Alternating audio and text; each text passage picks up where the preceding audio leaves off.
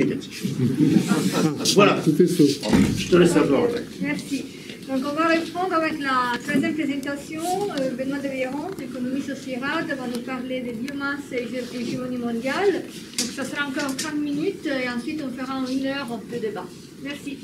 Merci. D'abord, je tiens à remercier les organisateurs de m'avoir invité. C'est un honneur. Je suis très impressionné d'être ici.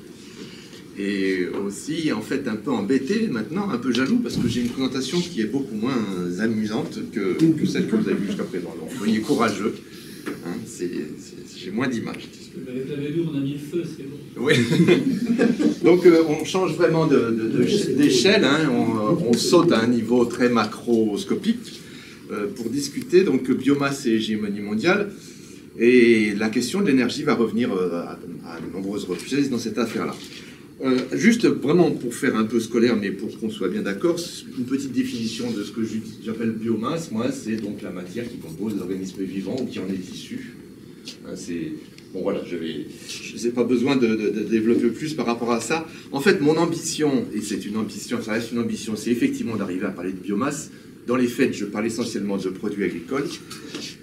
Mais je trouverais ça beaucoup plus intéressant d'arriver vraiment à rester sur ce thème de biomasse et donc à inclure dans l'analyse ce qui vient des forêts, ce qui vient de la mer aussi, comme des sources d'énergie et de matière qui sont évidemment, qui ont pu être dans certaines situations et encore aujourd'hui très importantes. J'ai un point de départ, alors je vous l'ai fait vraiment... j'ai un point de départ, un postulat de départ assez banal, c'est bêta, disons, c'est de dire que c'est un postulat, hein, il n'a pas d'accroissement de la richesse et de la puissance d'une entité sociale sans consommation accrue d'énergie et de matière externe à cette entité.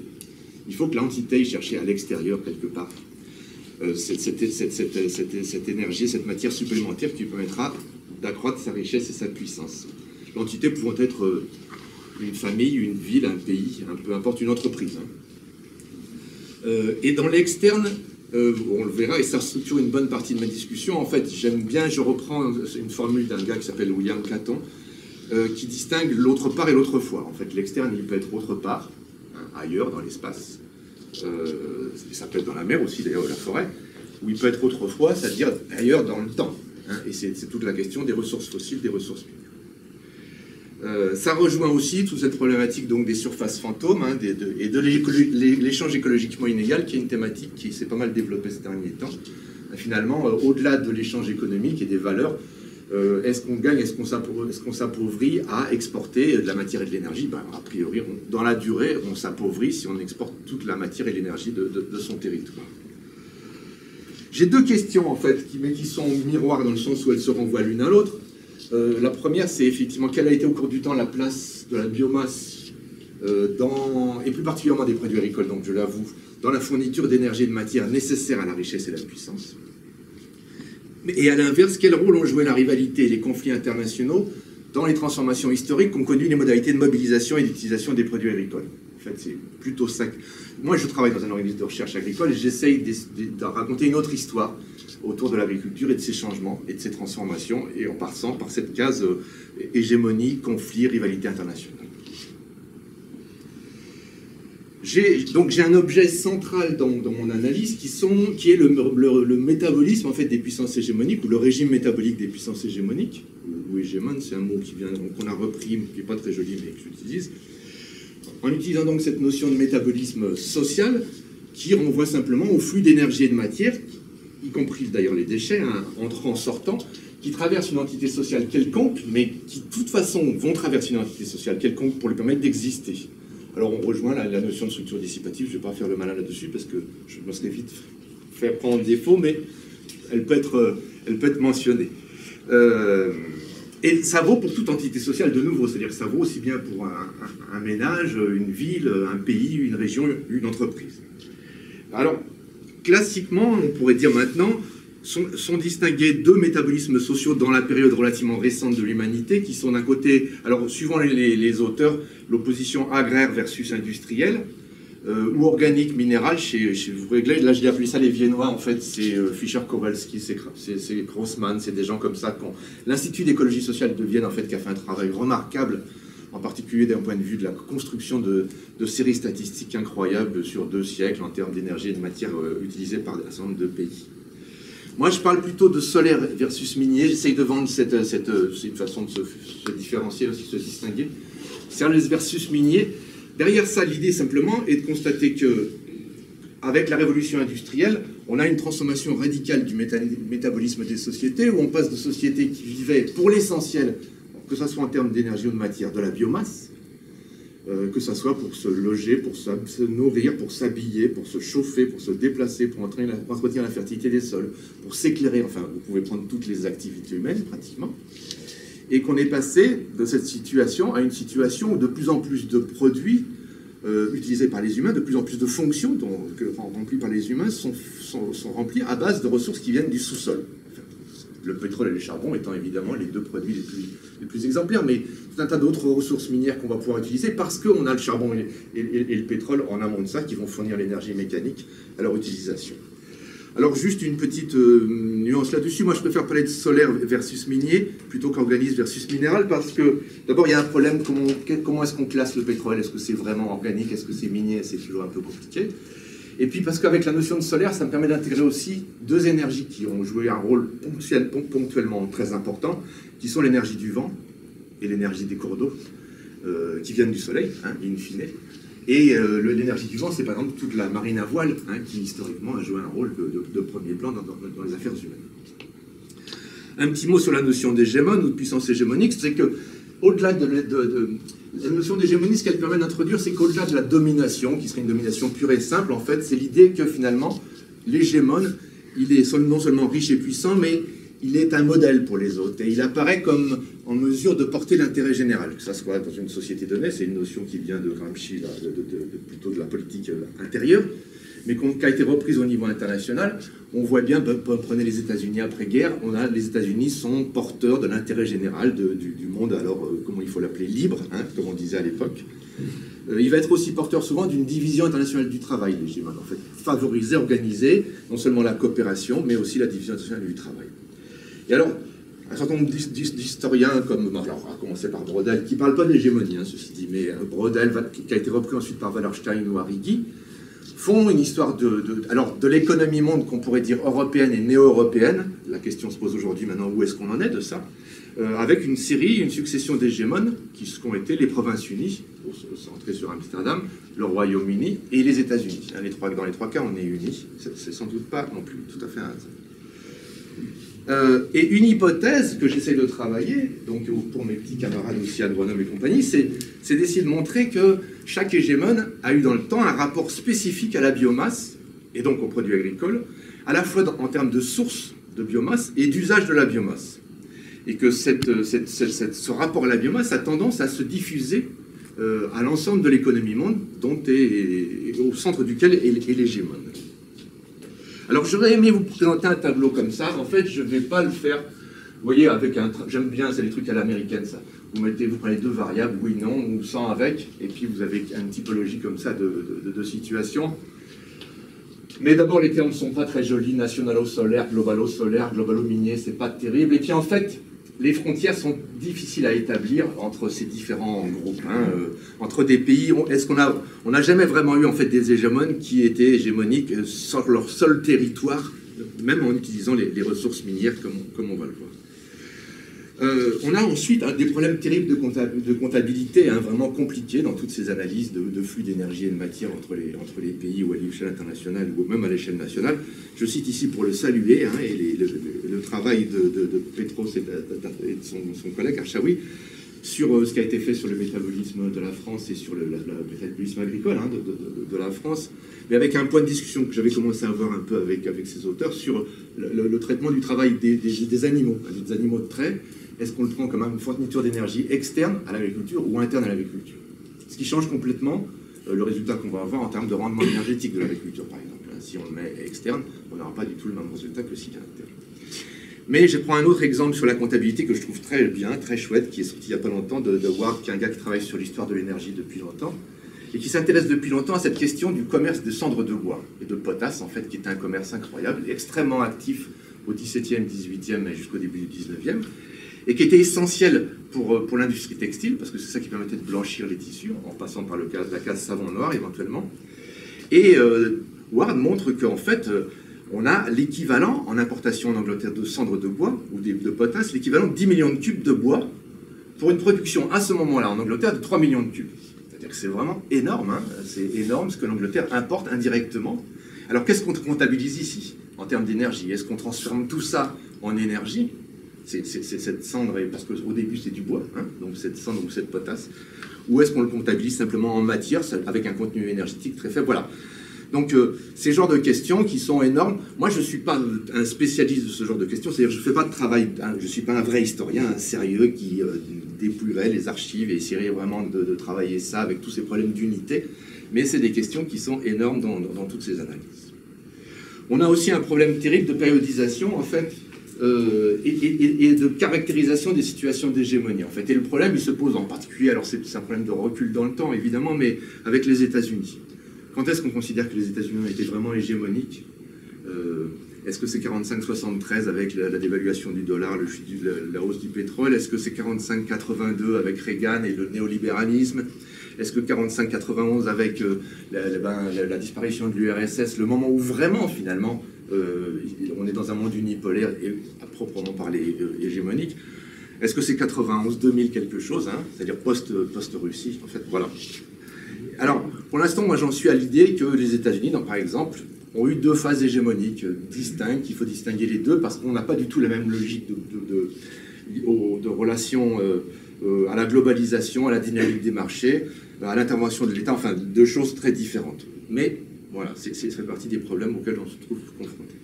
Alors maintenant, pour rentrer un peu plus dans le vif du sujet, et je n'ai pas mis mon chronomètre en route, bien sûr, donc je compte sur vous. Il illustrait ça, donc des rapports spécifiques à la biomasse, donc autour de ces trois hégémones, hein, province unie, Royaume-Uni, États-Unis. Et ce qu'on voit, en fait, la particularité, ce qu'introduisent dans l'histoire humaine, je pense en bonne partie la province unie et les Royaumes-Unis, c'est cette mobilisation de quantités énormes, croissantes de biomasse lointaine par le commerce et pas par le tribut. C'est-à-dire que c'est pas un impôt que payent les territoires, hein, c'est des territoires lointains. C'est pas une ponction forcée, c'est du commerce. C'est du commerce. Derrière, il y a la question du capitalisme, évidemment, qui se pointe très vite. Et ils vont mobiliser des quantités croissantes, effectivement. Les provinces unies, c'est de l'eau, hein, c'est de l'eau, essentiellement de l'eau, enfin avec un peu de terre, mais beaucoup d'eau quand même. Et ils vont dépendre de l'extérieur pour presque toute la biomasse non alimentaire, mais aussi pour les aliments. À Amsterdam, 50% des céréales consommées à Amsterdam au milieu du XVIIe est importé à Amsterdam. Et vient de la Baltique, en fait, vient de très loin, vient de Pologne, hein, d'endroits comme ça. Mais il y a tout un tas de matériaux. Le bois, par exemple, la Hollande est entièrement dépendante des importations de bois qui vient de toute la Baltique, là encore, de Norvège. Pensez au goudron pour faire des bateaux, puisque la Hollande, sa puissance était la mer. Hein. Et ben, elle a besoin de goudron qui venait de Finlande, et d'autres produits qui venaient d'Arkhangel, hein, de cette ville au nord de la Russie, sur la mer Blanche. Les Royaumes-Unis vont reproduire ça en partie, mais à une échelle très agrandie, énorme. Juste quelques chiffres comme ça pour situer l'affaire. En 1913, avant l'effondrement lié à la guerre mondiale, 80% du blé consommé en Angleterre est importé. 40% de la viande est importée. 97% des fibres textiles. Pratiquement 95% aussi du bois utilisé. 100% des huiles végétales. Donc vous avez un niveau d'importation en biomasse qui est absolument incroyable, qu'on n'a toujours pas retrouvé hein, de nos jours, malgré la globalisation et tout ce qu'on raconte. En fait, la situation de l'Angleterre en 1913 est incroyable en termes de dépendance. Alors est-ce qu'on peut parler de dépendance? Certainement pas, je crois, hein, dans le cas d'un pays comme les Royaumes-Unis, mais de nécessité d'importer. Est-ce que ces chiffres-là, ça vient, si on compare à un pays qui a une démographie équivalente comme la France, ils ont une consommation plus importante en valeur absolue, ou bien simplement parce qu'ils ont une sous-production, ils ont choisi une sous-production sur leur terre, et ont choisi une dépendance pour un volume équivalent? Ce serait plutôt ça. Oui, le niveau de consommation par habitant ne sont pas drastiquement différents. Ils ont choisi une dépendance parce qu'ils pouvaient se payer. 53% des calories consommées par les humains en Angleterre en 1913 sont importées. Et en France, à l'époque, on tourne autour de 20 à 30%. Il y a mais avec des fluctuations beaucoup plus fortes, et comme vous savez tous, des politiques protectionnistes qui sont mises en place assez tôt avec Méline dans les années 1880-90. Donc la France est un peu différente. Malgré tout, la France importe toutes les fibres textiles qu'elle utilise. Toutes. toutes les matières grasses pratiquement qu'elle utilise, le végétal, importe une bonne partie de son blé malgré tout aussi. Enfin donc, on n'est pas. C'est un modèle que les autres pays européens vont globalement répliquer. Alors on va voir tout de suite avec la question de l'Allemagne, qui est un peu différente, mais c'est un modèle que les autres pays européens entendent à répliquer. De l'autre côté, donc en amont de ces importations de biomasse incroyable de l'Angleterre, il y a tous ces fronts pionniers.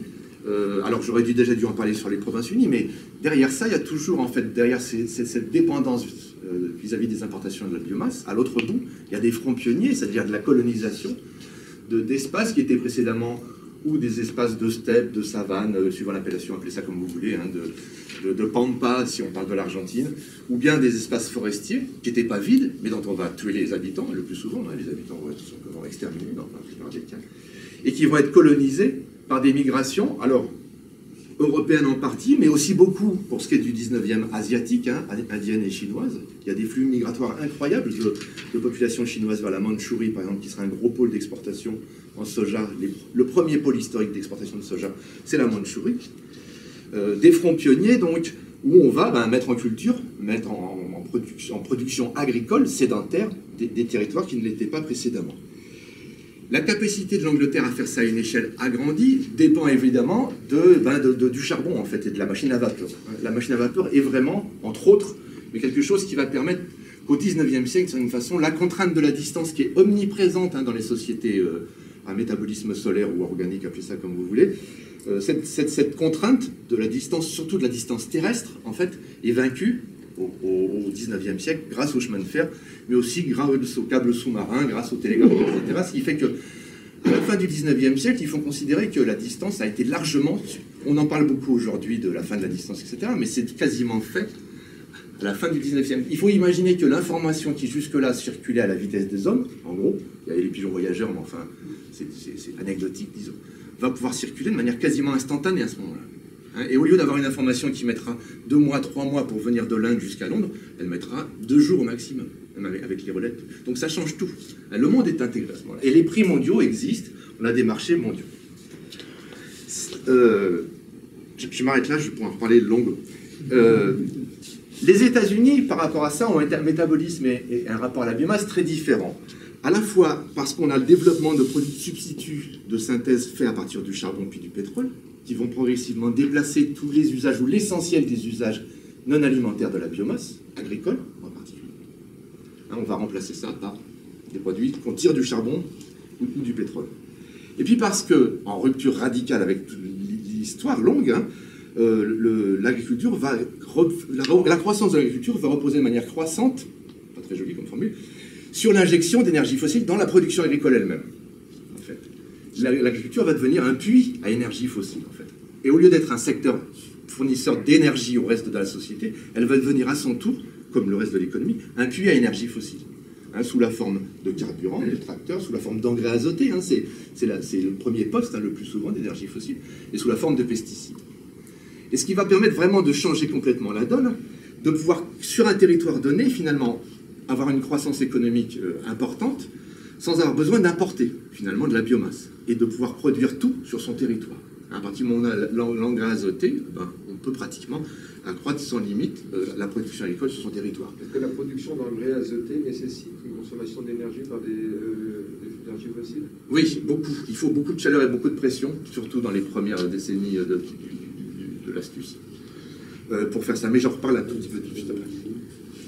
Ce qui fait qu'un pays comme les États-Unis, qui avait été historiquement un des fournisseurs de l'Angleterre au 19e siècle, un des fronts pionniers, vous avez tous vu des westerns, c'était vraiment le front pionnier, les États-Unis avec le Canada, était devenu déficitaire en biomasse au début du XXe siècle, ça on le sait rarement, mais en fait les États-Unis sont déficitaires nets en biomasse au début du XXe, et vont redevenir excédentaires à partir des années 50, grâce à cette injection de pétrole dans la production agricole. En fait. Et on a une courbe, alors je vous aurais pu au moins vous montrer cette courbe-là, qui marche très bien. Si on compare le bilan des échanges de biomasse et d'énergie fossile, les deux courbes se croisent la même année, vers 50.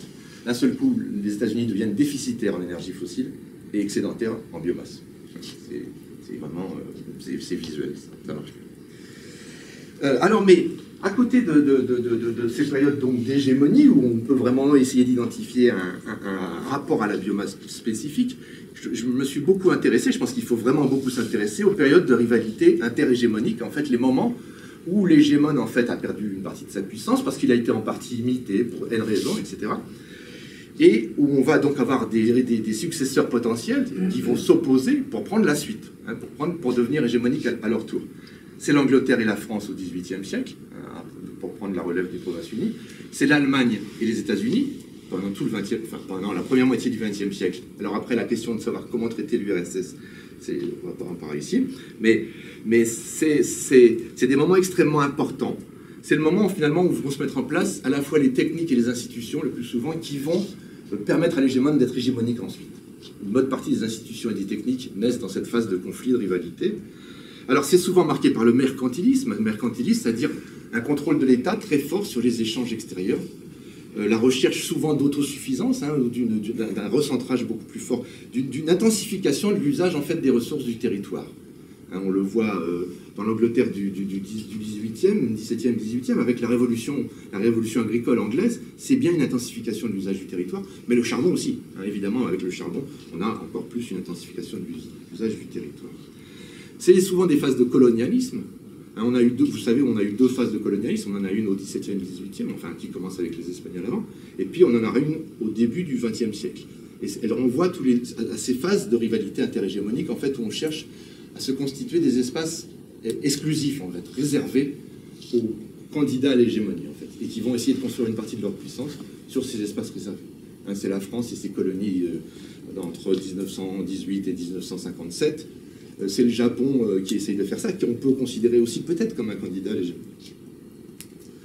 Et donc, durant ces phases-là, naissent des choses qui vont après vraiment servir de fondation à la situation hégémonique. C'est la Royal Navy anglaise qui va lui permettre effectivement, en toute sécurité, de s'approvisionner dans le monde entier en biomasse. Donc sur les colonies, l'Angleterre fait ça très tôt. L'Irlande, en fait, on peut considérer que c'est vraiment le terrain d'essai de l'Angleterre par rapport à sa politique coloniale. L'Irlande a été largement colonisée, vous le savez, et a été un fournisseur important de biomasse de l'Angleterre jusqu'au début du 19e siècle, avant que des grands territoires entiers se mettent à lui fournir. Je veux aller, pour ne pas perdre trop de temps, sur les États-Unis et Allemagne, en fait, parce que c'est vraiment dans cette rivalité, à mon sens, que naissent une bonne partie des caractéristiques de ce qu'on va appeler après la Révolution verte, hein, cette transformation de l'agriculture dont je vous ai parlé tout à l'heure, autour de tracteurs, engrais, pesticides, engrais de synthèse.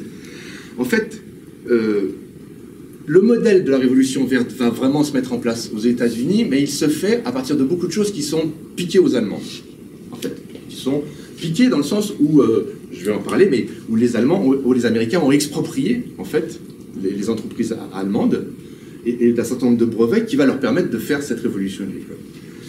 En fait, derrière ça, il y a la question de l'industrie chimique. J'ai découvert au cours de ce travail vraiment l'importance de s'intéresser à l'industrie chimique. Hein. L'industrie chimique qui connaît tout son développement en Allemagne, c'est une affaire allemande. Et en fait, on peut considérer que c'est un raccourci, mais qu'avec l'industrie chimique, l'Allemagne essaye de tout faire avec son charbon. Le maximum avec le charbon. En fait, j'ai du charbon et je vais essayer de tout faire avec du charbon. Ça commence avec les teintures. Et ça va être le premier produit de synthèse à partir du charbon, à partir du goudron de charbon, même c'est le paradoxe un peu, hein, on va faire tout un tas de couleurs à partir du goudron de charbon. Ça commence avec ça dans les années 1860-1870, et sur cette base-là, l'Allemagne va construire au départ avec ces produits-là qui sont importants, puisque derrière les teintures, c'est le textile hein, qui est en jeu, va construire une industrie avec les grandes entreprises qu'on connaît encore aujourd'hui, comme BASF, Bayer et compagnie, ça vient de là. Et sur cette lancée-là, l'Allemagne va multiplier les produits en fait qui lui permettent. Donc c'est un petit peu une voie alternative à la voie anglaise, hein, une voie de rivalité, puisqu'il ne s'agit plus d'aller chercher la biomasse à l'autre bout du monde, mais d'être capable de produire des substituts de synthèse sur le territoire même du pays, avec du charbon, avec ses propres ressources. Et une des ressources essentielles dans cette affaire-là, c'est l'azote, l'ammoniac en fait. Et 1913, c'est la date de l'invention du procédé Haber-Bosch qui permet la synthèse de l'ammoniac, et qui va permettre de sortir de la dépendance de sources d'azote extérieures, comme était le guano ou les nitrates du Chili, mais aussi de pouvoir produire plus de produits agricoles, et donc de ne pas dépendre des importations de biomasse extérieure. 1913, c'est juste avant la guerre, Pourquoi? Parce que l'azote, enfin, cette synthèse de l'ammoniac, c'est aussi une façon de faire des explosifs. Hein. Il faut de l'azote pour faire des explosifs, et en fait, ça va jouer un rôle essentiel aussi dans le déroulement de la guerre. Et on va retrouver un rebond énorme de cette industrie chimique aux États-Unis dans les années 30 et 40. Donc, dans le traité de Versailles, il est spécifié que toutes les entreprises allemandes qui ont été expropriées, tous les brevets qui ont été expropriés, restent expropriés. Donc, l'industrie chimique américaine s'est en partie construite en expropriant les entreprises allemandes qui étaient présentes sur leur territoire. Et vont donner à cette industrie chimique, donc désormais sur leur territoire, un énorme élan avec tous les polymères qu'on va voir apparaître dans les années 30, mais un énorme élan aussi dans le contexte de la Deuxième Guerre mondiale, par exemple pour ce qui est de la production d'azote, hein, puisqu'on a besoin de beaucoup d'azote pour les explosifs, enfin d'ammoniac, et qui servira ensuite à promouvoir la révolution verte aux États-Unis et bientôt dans le reste du monde, en Europe d'abord et puis un peu partout. Alors quelques enseignements, je ne sais pas combien j'en suis. Le rôle des guerres, alors c'est pas drôle hein, de penser des choses comme ça, mais je pense que c'est quand même vraiment très important de s'intéresser aux guerres dans l'histoire économique. On trouve des bouquins des fois qui nous font une histoire des politiques agricoles ou de l'agriculture où la guerre n'existe pas. Hein, on saute la guerre, il y a un bouquin célèbre, je ne me rappelle pas tout de suite de l'auteur, sur les politiques agricoles, et comme si les guerres étaient une interruption du temps, et puis le temps reprenait son cours après. En fait, les guerres sont essentielles pour comprendre ce qui se passe dans l'histoire longue. C'est le moment d'innovation technique, parce qu'on va mettre beaucoup de ressources pour promouvoir un certain nombre d'innovations techniques, comme l'azote, là par exemple, la synthèse de l'ammoniac. Mais aussi, c'est un moment d'innovation institutionnelle. On va créer, l'État a une liberté, a une marge de manœuvre pour créer un certain nombre d'institutions, pour remettre en cause les droits de propriété, donc bouleverser complètement l'économie.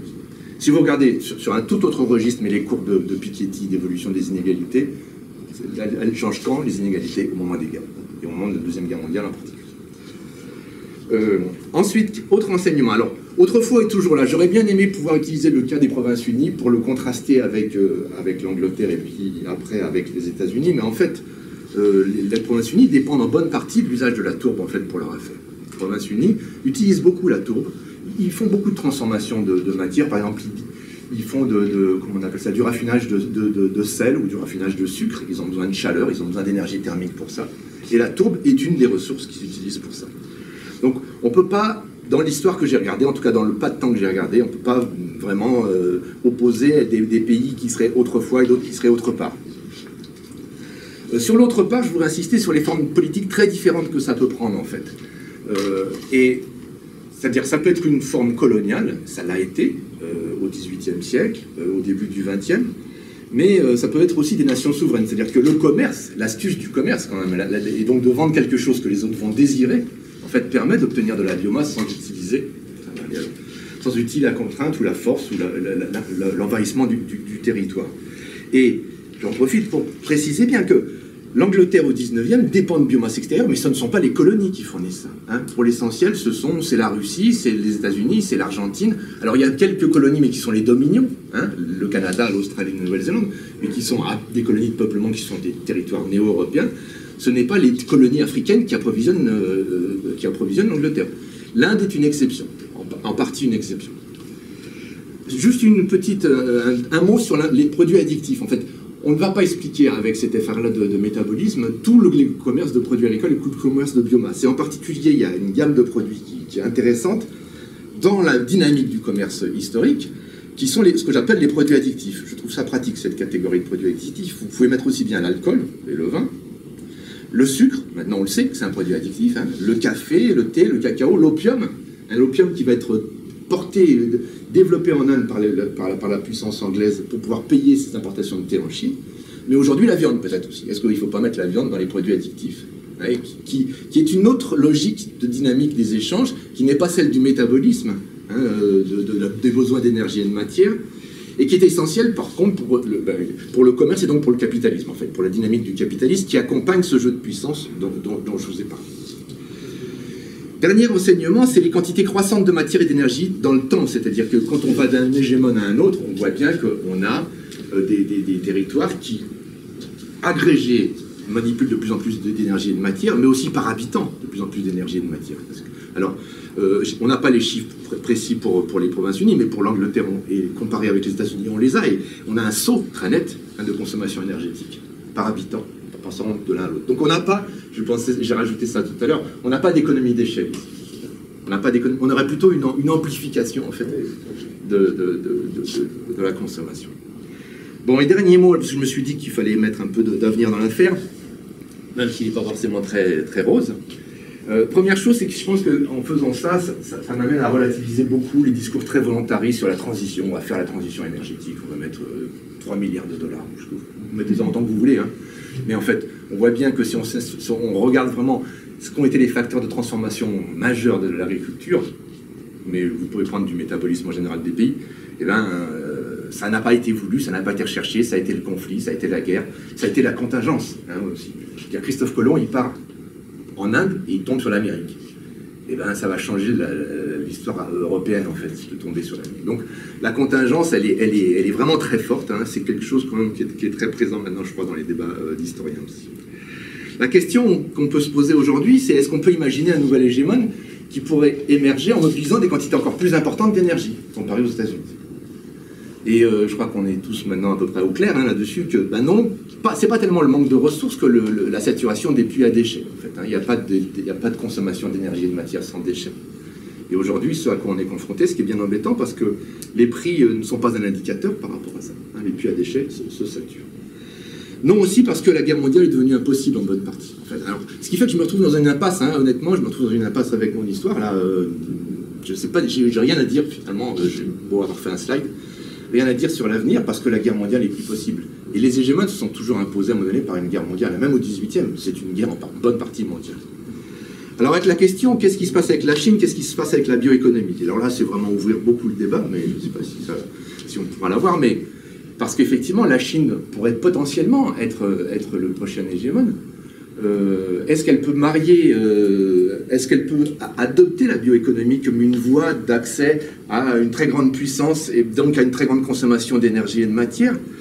En tout cas, elle respecterait cette règle d'une croissance systématique d'hégémone en hégémone. Hein. C'est le plus grand pays qu'il puisse y avoir après les États-Unis. Est-ce que la bioéconomie a un potentiel vraiment, en particulier en trafiquant, si j'ose dire, les bactéries ou autres organismes vivants, d'exploser les rendements énergétiques de la chimie, par exemple, hein, c'est ce qu'ils cherchent à faire aujourd'hui. Voilà, c'est les questions avec lesquelles je reste pour l'instant, que je vous laisse.